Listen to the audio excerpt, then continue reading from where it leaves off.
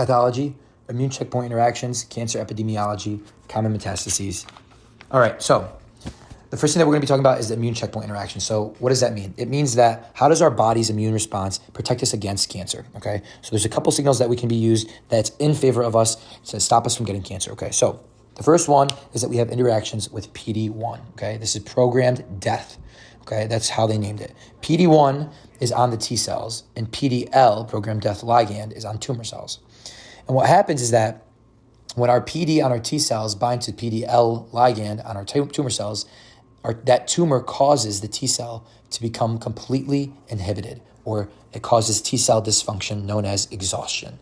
So that T cell will no longer work and it will essentially go to sleep. Okay. So there are some medications that we can use, known as, one important one is pembrolizumab. Okay. What this is that it binds our programmed death ligand, okay, or it binds our programmed death on our T cells in order to inhibit that interaction and block that interaction. Okay. Next one is CTLA4, which is on the T cells, okay? And it outcompetes CD28 for B7 on antigen-presenting cells, okay? So what happens is if we have CTLA4 binding to our B7 rather than CD28 binding to our B7, then our T cell doesn't get the double co-stimulatory signal that it needs to be activated, and so hence making it completely inactivated forever. And so we have antibodies to block that also. These are not that high yield, so don't worry too much about it. I just wanted to make sure that you guys understand the process in which tumor cells can kind of evade the immune response further. Next is cancer epidemiology. They love to ask this. For skin cancer, the most common cancer of all time. It's not usually included in incidence or mortality, just because everyone knows it's the most common cancer. Then it goes for cancer incidences behind skin cancer. For males, it's prostate, lung, then colon. And females, it's breast, lung, then colon. And then for cancer mortality in males, it's lung, prostate, then colon. And then cancer mortality in females, it's lung, breast, and colon. So you'll see that the number one for both males and females are prostate and breast, the reproductive for incidence. And that switches with number two during mortality, where lung takes over for both males and females for mortality. Okay?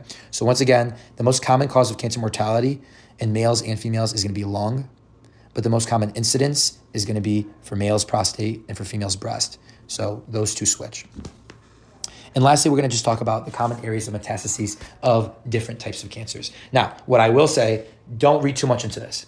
We're going to get to the specific sections and we're going to talk about the specific cancers that met two areas of importance. I will tell you the specific ones that matter. This is just an overview that really isn't that helpful, but just I want to talk about it real quick for you to understand it. So first off, we know the metastases of carcinomas as well as sarcomas, right? So clash, carcinomas via lymphatics, sarcomas via blood, hematogenously, okay?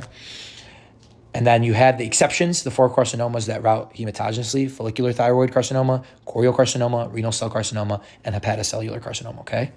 Now, sites of metastases, okay?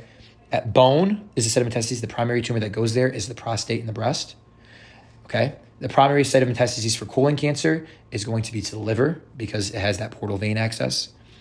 Common area for colon and breast to go also is the lung, okay? And lastly, the lung can commonly go to the brain, okay? Once again, don't read too far into that. I'm going to get to the specifics later on, but I just want to make sure that you guys have understood this.